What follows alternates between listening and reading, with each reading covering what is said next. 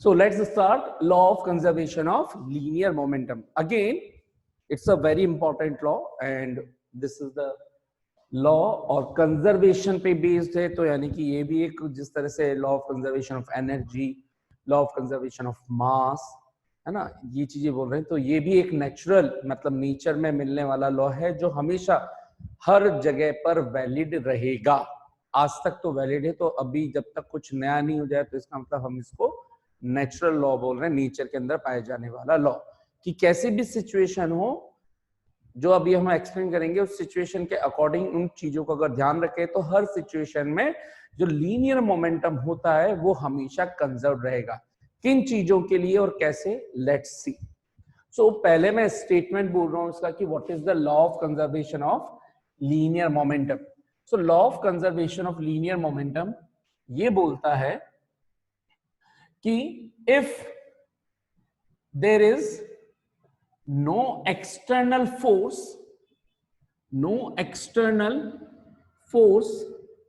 is being applied या is acting, if there is no external force is acting on a system,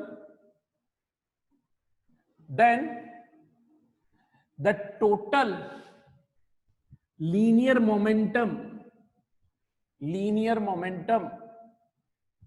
of the system, total linear momentum of the system always remains constant, ठीक है. इस एक single line को हम replace कर सकते हैं एक दूसरी वर्डिंग से, और वो दूसरी वर्डिंग क्या होती, for an isolated system, for an isolated system. और फिर उसके बाद for an isolated system, और ये है हमारा क्या statement, the total linear momentum of the system always remains constant in each and every situation. Let's understand कि what we are trying to say. ठीक है. अच्छा देखिए साहब, अच्छा पहले आइसोलेटेड का भी मतलब समझ ले. हो सकता है आप में से बहुत सौ को नहीं पता हो आज तक.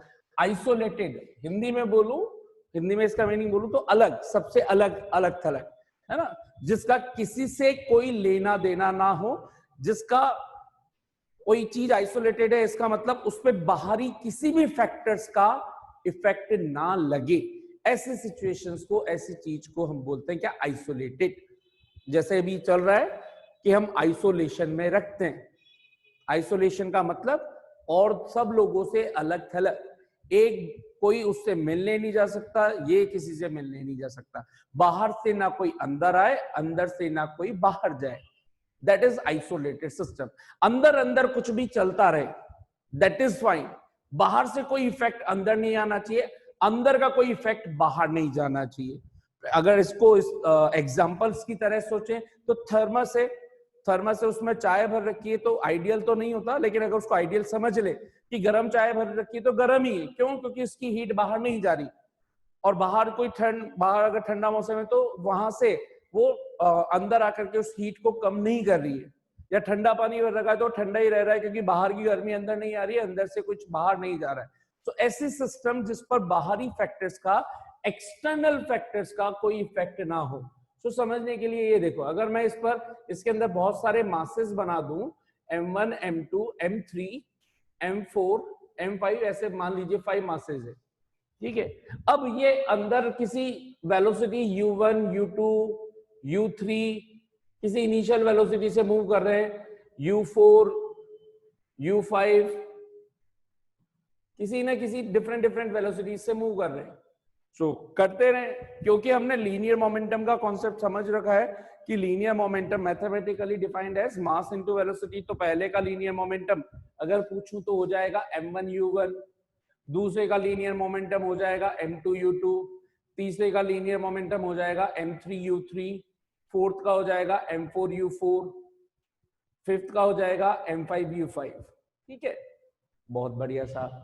अब आइसोलेशन का मतलब क्या हुआ, बाहर से अगर मैं इस पे हथौड़ा भी मार लूं तो भी उसका इफेक्ट अंदर नहीं आएगा। इतना, जैसे अभी रूम है, अगर आप कहीं पे पढ़ रहे हैं, कर रहे हैं, अगर आप एक साउंड प्रूफ कमरे में बैठे हैं तो बाहर कितना भी नॉइज होने दो, डजंट मैटर टू यू, क्योंकि आप एक साउंड प्रूफ कमरे में बैठे हो, बाहर की नॉइज आपकी नहीं आ रही है। तो आपका जो रूम है that is your isolated system.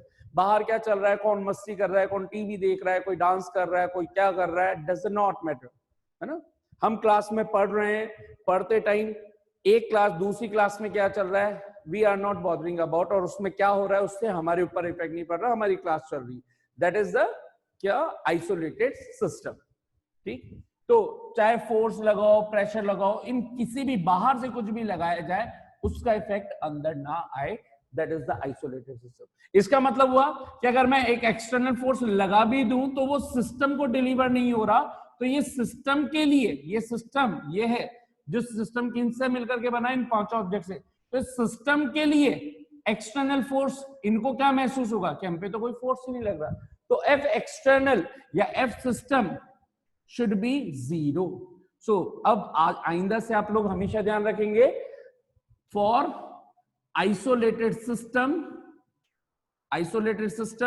F system should be 0, और इसी को आप ऐसा बोल सकते हो, F external force on the system should be 0 हमेशा। ठीक, that is the meaning of। एक और एग्जांपल ले लेते हैं। मान लीजिए कि यहां पर एक क्लास में हम लोग बैठे हुए हैं और कैसे कांस्टेंट रहता है, चलो उस एग्जांपल को पहले बाद में समझाता हूं, पहले इसका डेरिवेशन बताता हूं, फिर इसको हम करते हैं। ठीक है, सो इस स्टेटमेंट का मतलब हुआ कि यही इफ, यही चीज हम यही काम कर लेते हैं, काम करते हैं, ये तो बना ही रखा है मैंने, कि मान लीजिए let an system is consisting of n masses, m5 की जगह मैंने थोड़ा इसको बड़ा कर दिया, और इसमें ऐसे n मासेस है, m5 ऐसे mn, and they are moving with random velocities. ठीक है, mn है तो ये un वेलोसिटी से मूव कर रहा है। ठीक, तो इसी तरह से इसका लीनियर मोमेंटम कितना हो जाएगा, pn is equal to un vn। So अगर m1 m2 m3 dash ऐसे mn n masses are contained which are moving with some velocities u1 u2 u3 un velocities respectively, then according to law of conservation, जो statement लिखा है, पहले मैं वो लिख रहा हूं, इसको प्रूव बाद में करेंगे। Then according to law of conservation of linear momentum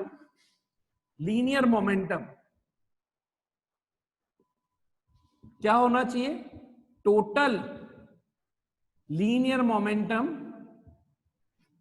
momentum of the system should be conserved, बोले तो कांस्टेंट, ये कांस्टेंट होना चाहिए, यही कहलाता है, यही लॉ है conservation of, law of conservation of linear momentum. अगर मैं इस पूरे सिस्टम का लीनियर कंजर्वेशन पूछूं अभी इनिशियली, तो मैं क्या बोलूंगा, इसका पहले का लीनियर मोमेंटम कैसे निकालूंगा, मास इनटू वेलोसिटी, दूसरे का m2 u2, तीसरे का m3 u3। ठीक है, अगर कोई इसमें किसी को परेशानी हो, पहले ऐसे लिख लो, total linear momentum p total of the system, mathematically अगर किसी को कन्वर्ट करना हो तो ऐसे भी लिख सकते हो, p total of the system should be constant. p total का मतलब आप ऐसे लिख लो कि भाई इसके अंदर जितने हैं उन सबका लीनियर मोमेंटम कुछ ना कुछ होगा, ये कांस्टेंट बना रहना चाहिए। और p1 क्या हो गया, m1 u1, p2 क्या हो गया, m2 u2, p3 क्या हो गया, m3 u3। p1 मतलब momentum, linear momentum of first object, p2 मतलब linear momentum of second object m2 u2, p3 मतलब linear momentum of third object m3 u3, so on mn un it should remain constant, ये law इसको बोलता है। ठीक है, सो ये this is called the law of conservation of linear momentum. कितनों को समझ में आया? सो अब देखते हैं इसको एग्जाम्पल से। जैसे मैंने बोला कि इसका मतलब क्या है, कि कैसे इसको हम समझ सकते हैं पहले इजीली। तो इसको समझने का मतलब है, आप सोचिए कि हम एक क्लास के अंदर बैठे हुए हैं, बहुत सारे स्टूडेंट्स हैं, मान लीजिए 10 स्टूडेंट्स आर देयर, है ना, यानी कि m1 m2 m3 m10, और सबको मैंने 10 रुपीज दे दिए, सबको 10 रुपीज दे दिए, मैं यहीं पे ही हूँ, 10 रुपीज दे दिए। अच्छा, और सबके पास अगर 10-10 है तो टोटल कितनी हो गए सबके पास? टोटल अगर इस पूरे क्लास का मैं पूछूं अमाउंट तो कितना हो जाना चाहिए 10-10 रुपीज के according? Each student is carrying 10 rupees, so every 160. हाँ कितना? 10 students are there, each student has been distributed 10 rupees, then what should be the total amount of this class? 100. 100, simple 100. So इसमें सोचा कि यार एक को 10 दे रहा हूँ, 10 रुपए दे रहा हूँ और 10 स्टूडेंट है तो 10-10 दे रही है तो यार 100 रुपीज है ना, क्या कॉमन सेंस वाली बात है ये तो। ठीक है साहब, अब हुआ क्या कि मैं भी क्लास में ही हूँ अब, लेकिन मान लीजिए I have to do some work and what I did, I ignored or I was busy with some my work. I sit down. मैं बैठ रहा हूँ भाई, बैठ गया और आंखें बंद कर ली, सो गया है, कॉपी चेक कर रहा हूँ। अब हुआ क्या, उतनी देर के अंदर जो बच्चे थे उनमें से क्या होता है कि कुछ ना कुछ दादा टाइप के लोग होते हैं और उनका उधार चलता है दूसरे स्टूडेंट्स पर, कुछ लोग छीन लेते हैं या किसी का उधार होता है। तो हुआ क्या, जैसे मैं इधर हुआ एक ने कहा पैसे निकाल भाई, पैसे निकाल, टोटल पैसे निकाल, पैसे दे इधर दे। एक ने 2-3 से छीन लिए, किसी दूसरे ने 1-2 से ले लिए, एक के पास पैसा बिल्कुल खत्म हो गया, यानी कि सबकी, किसी को 5 रुपए देने थे, मान लीजिए मैंने चिल्लर फॉर्म में दिए थे 10 रुपीज 1 के कॉइन, किसी ने 2 रुपए ले लिए, किसी ने 3 रुपए ले लिए, किसी ने 5 रुपीज ले लिए, सबके पास अब जो अमाउंट है, each student is carrying the same amount और डिफरेंट अमाउंट नाउ। बताइए सेम अमाउंट होगा कि डिफरेंट होगा? डिफरेंट होगा, है ना, 10 स्टूडेंट्स के बाद। अब हुआ क्या, अब इसका मतलब इससे, अब इसको इससे रिलेट कर रहा हूं, समझिएगा। जो M1 U1 से मूव कर रहा था तो ये हो सकता है इससे मूव करते टाइम इससे टकरा जाए तो टकराते ही कोलिजन होते ही इसकी और इसकी वेलोसिटीज में चेंज आ जाएगा। तो इसकी वेलोसिटी हो गई v1 और इसकी वेलोसिटी हो गई कहीं पे v2। इसी तरह से मान लीजिए 3 आपस में टकरा गए कहीं पे मूव करते करते, सो ये M3 की वेलोसिटी कुछ चेंज हो गई, v3 हो गई, M4 की वेलोसिटी मान लीजिए v4 हो गई, M5 की वेलोसिटी और अलग अलग जगह पे भी पहुंच गए, v5 हो गई। देखने से ऐसा लगता है कि यहां पर इसके मोमेंटम, क्या इसका मोमेंटम चेंज हो गया? पहले M1 U1 था और अब M1 V1 हो गया। मोमेंटम हैज चेंज और not of this first object, yes और नो? पहले था M1 U1, अभी है M1 V1। क्या ये आंसर डिफरेंट आएगा कि सेम आएगा? बोलो ना, डिफरेंट आएगा। डिफरेंट आएगा ना यार। थोड़ी देर के लिए U1 को मान लो 2 मीटर पर सेकेंड, है ना, अब V1 हो गई सब 1 मीटर पर सेकेंड, M1 मास 1 kg मान लो तो ये 1 kg होता, तो आंसर क्या था? 1 × 2 kg मीटर पर सेकेंड। अब ये मास तो चेंज हुआ नहीं, तो ये 1 kg × 1 मीटर पर सेकेंड, तो ये आंसर आ गया 1 kg मीटर पर सेकेंड। इसका मतलब तो ये हुआ साहब, पहले का लीनियर मोमेंटम चेंज हो गया। लेकिन आप तो बोल रहे हो कि लीनियर मोमेंटम कांस्टेंट है, तो ध्यान से फिर से सुने, लीनियर मोमेंटम एक ऑब्जेक्ट का कांस्टेंट नहीं है, पूरे सिस्टम के लीनियर मोमेंटम का sum, total linear momentum of the system remains constant, ना कि इंडिविजुअल का। इंडिविजुअल में चेंज होता रहे, कोई फर्क नहीं पड़ रहा। कैसे? वापस से अभी हमारे इस एग्जांपल से रिलेट करते हैं। सभी के पास डिफरेंट रुपीज है। मैं सो गया था, मैं काम में बिजी था, अचानक से मुझे याद आया, मैंने कहा यार एक बार ऐसा तो नहीं है कि कुछ गड़बड़ हो गई हो? तो मैंने कहा हाँ भाई, सबके पास पैसे हैं ना, मैंने पैसे दे रखे ना, 100 रुपीज है ना? तो सबने कहा हाँ। मैं कहा लाओ टोटल काउंट कराओ, और मैंने सबके पैसे टेबल पे कलेक्ट करवा लिए। सब लोगों ने टेबल पे रख दिए। बताओ टोटल कितनी मनी मैं काउंट कर पाऊंगा, कितने होंगे वो पैसे? पहले मैंने 100 लिए थे, हर एक के पास अलग अलग थे, लेकिन मैंने सबसे वापस से टोटल काउंट करवाए, कितने पैसे हुए? 100। इसका मतलब इंडिविजुअल के पास अमाउंट चेंज हो चुका था, लेकिन क्या total amount of the system same और नॉट? समझ में आया? ठीक वही काम यहां हो रहा है कि इसकी वेलोसिटी चेंज हो चुकी है, मास सेम है। अब अगर मान लीजिए इसका 1 kg हुआ है और M2 का मान लीजिए इस टाइम पर U2 3 मीटर पर सेकेंड थी, तो इसकी जो ये 1 मीटर पर सेकेंड से कमी हुई, वो हो सकता है वो इसको मिल गई हो, तो V2 जिसकी 3 मीटर पर सेकंड थी, अब ये V2 4 मीटर पर सेकंड हो गया होगा, ऐसा कुछ हुआ होगा। सभी मासेस को 1 kg मान लेते हैं इजी रखने के लिए। तो अब इस तरीके से वेलोसिटीज के एक्सचेंज होंगे कि अगर आप नेट सम ये कर रहे थे तो नेट सम कहां, इनका सम कर रहे थे, तो अगर ये 100 आ रहा था तो अभी भी इनका सम करोगे M1 V1 M2 V2 M3 V3 M4 V4 M5 V5, तो अभी भी सम 100 ही आएगा। यही है क्या, क्यों आएगा? क्योंकि क्लास से बाहर कोई गया नहीं, बाहर से कोई आया नहीं, कि कोई पैसा खर्च कर नहीं पाया। सबको लग रहा था आज तो मजे आ गए, क्या आज तो मजे आ गए, मैंने इससे भी पैसे ले लिए, उससे भी ले लिए, एक दो रो रहे थे कि साले पैसे मिले, उसके पास चले गए, ये हो गया वो गया। लेकिन अल्टीमेटली बाहर से कोई अंदर आया नहीं, अंदर से कोई बाहर आया नहीं, मैंने पैसे दिए, मैंने वापस पैसे ले लिए। टोटल लीनियर मोमेंटम 100 था, 100 ही बना रहा। So that is called the, क्यों? क्योंकि यहां पर एक्सटर्नल फोर्स, एक्सटर्नल इफेक्ट्स अगर पूछूं तो कितना चल रहा है, 0। तो कोई एक्सटर्नल इफेक्ट 0 चले तो उसके अंदर होने वाली सभी चीजें इंटरनल कहलाती है, और इंटरनल चीजों का सम ऑलवेज कांस्टेंट आता है। तो law of conservation of linear momentum is always constant. कितनों को ये चीज कहानी समझ में आ गई अच्छे से? ठीक है, अच्छे से समझ में आ गया?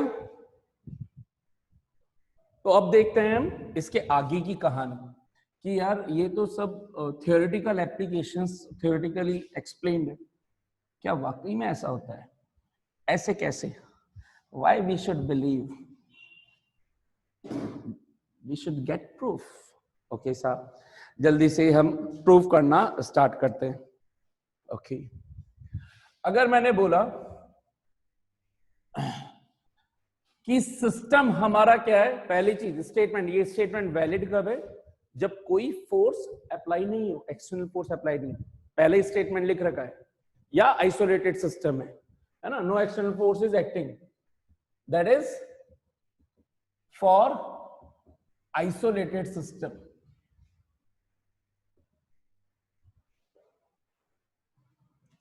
सो प्रूव करते हैं साहब इसका proof. Since we know that, तुम लोग बड़ा जानते हो, वी नो दैट हर बार कर देते हो, वी नो दैट क्या, according to Newton's second law of motion, ये भी साला हर बार आ जाता है,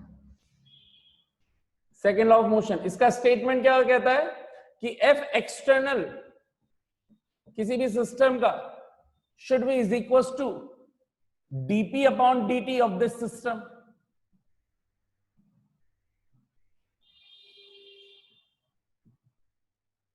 सिस्टम dp अपॉन dt ये होना चाहिए, ठीक है। और राइट कि टोटल लीनियर मोमेंटम, अब यही होता है न्यूटन्स का सेकेंड लॉ कि भाई rate of change in linear momentum is equal to the applied external force on the system. If no external force is acting on the system,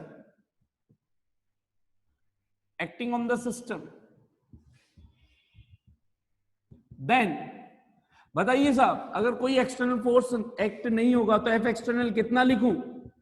F external should be 0। F external 0 का मतलब according two equation number 1 ये वाली term 0 होनी चाहिए। सो dy/dt of P system, आप P system को P total लिख देता हूं यहां पे, है ना, ताकि समझ में आ जाए, पी टोटल या पी सिस्टम जो भी आप मानना चाहो, P total of the system, या यहां पे भी P total of the system, क्योंकि ये एक्सटर्नल फोर्स किसके लिए है? सिस्टम के लिए, शुड बी 0। इसको देख के कुछ कुछ हुआ क्या? कुछ कुछ होना चाहिए, कुछ कुछ होता है, बताइए किस चीज का डिफरेंशिएशन dy/dx ऑफ किस चीज का डिफरेंशिएशन 0 होता है? कांस्टेंट। इसका मतलब ये 0 है, इसका मतलब जो भी अंदर लिखा हुआ है it should be constant. P total of the system should be constant. क्या यही नहीं लिखा हुआ है क्या? कहां गया? क्या यही चीज है क्या? P total of the Yes. system is constant. That means P1 plus P2 plus P3 should be constant. Done. Hence proved. How many of you got it? So let's discuss कि क्या इसी लॉ को Newton's third law of motion से can be derive. So to derive law of conservation of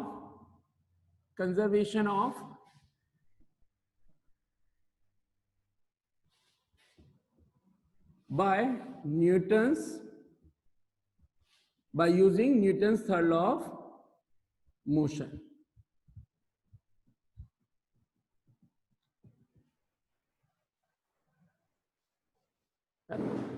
So क्या derive करना है? To draw the linear, भाई linear momentum है ना? Linear mom कोई नहीं पढ़े इसको. To derive the law of conservation of linear momentum by Newton's third law of motion. ठीक है? तो फिर से since we know that according to Newton's third law of motion, जिससे डेराइव करना है वहीं से स्टार्टिंग करनी पड़ेगी हमें कहानी. F A B should be is equal to minus F B A. F B A it means F A B plus F B A should be 0. और क्योंकि ये दो ऑब्जेक्ट के लिए होता है तो हमें कहानी में भी दो ऑब्जेक्ट लेने पड़ेंगे, एक ए और एक बी. लेट्स सपोज ये किसी इसका मास m1 u1 वेलोसिटी से मूव कर रहा था, थोड़ा दूर बनाओ, और बी ऑब्जेक्ट छोटा सा ऑब्जेक्ट बना देते हैं इसके कंपैरिजन में, ये u2 इसका मास m2, u1 m1 से मूव कर रहा था. अब हुआ क्या, ये दोनों टकराए, दोनों आ रहे थे एक दूसरे के पास, तो टकराना तो बनता है. तो सब टकरा गए, ये कोलाइड हो गए. तो ए ने बी पर फोर्स लगाया. ऐसा लग सकता है आपको कि ए बड़ा है तो ज्यादा फोर्स लगाएगा, बी छोटा है तो कम. दिस टाइम कोलिजन होता है क्योंकि ये सिस्टम चल रहा है, बाहर से कोई नहीं आ रहे हैं. तो जब ये दोनों एक दूसरे के ऊपर फोर्स लगाएंगे तो ये इंटरनल फोर्सेज है, कोई एक्सटर्नल फोर्स काम नहीं कर रहा. तो जितना ए बी पर लगाएगा उतना ही बी ए पे लगाएगा. हम कंफ्यूज किससे होते हैं? इफेक्ट ऑफ फोर्स से कंफ्यूज हो जाते हैं कि हमें लगता है क्या है ये इससे टकराया, टकराते ही ये खत्म. बी वाला बेचारा छोटा सा है, ये ट्रक है, ये साइकिल है, साइकिल वाले की तो बेचारे की धज्जियां उड़ जाएगी. घूमने दो, फोर्स दोनों का बराबर है. इफेक्ट ऑफ फोर्स अलग है जो विजिबल हो रहा है आपको. ठीक है, बार बार समझाता हूं ये बात में. सो यहां पर बी पर फोर्स लगा साहब एफ बी ए, और बी ने उसी टाइम पर साइमल्टेनियसली ए पर फोर्स लगाया F A B, force on A due to B. ठीक, कोलाइड हुए.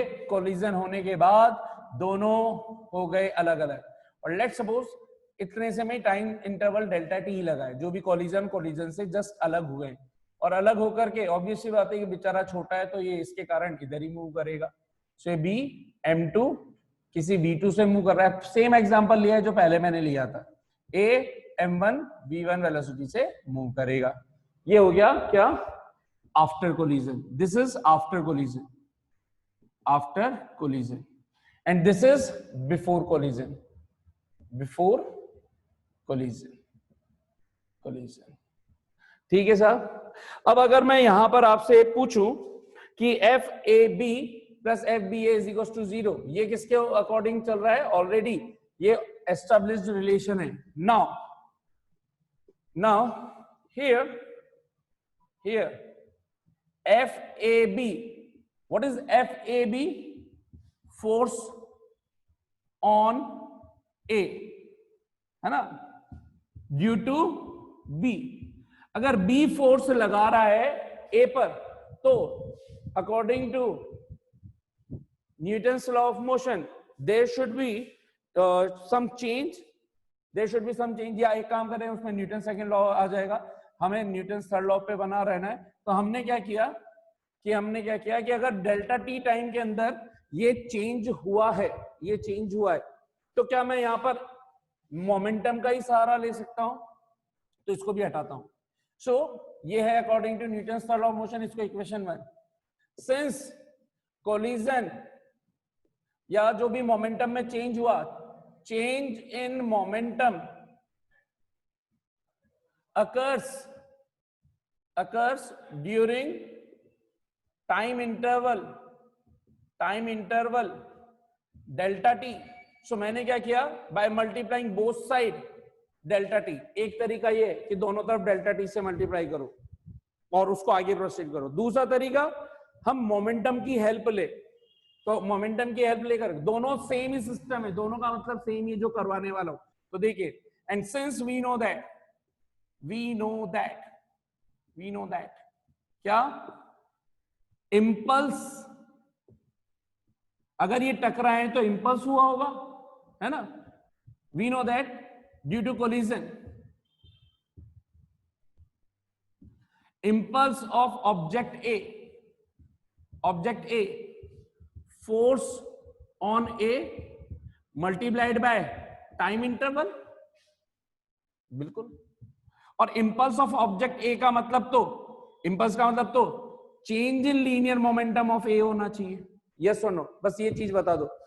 impulse of object, क्या impulse is equal to change in linear momentum होता है? क्योंकि A object का है तो क्या change in linear momentum of A होना चाहिए. यस और नो? जल्दी जल्दी, यस और नो? Yes, sir. ये चीज समझ में आ गई क्या सभी को? सो फोर्स ऑन ए, बताओ फोर्स ऑन ए को मैथमेटिकली वर्डिंग क्या दूं?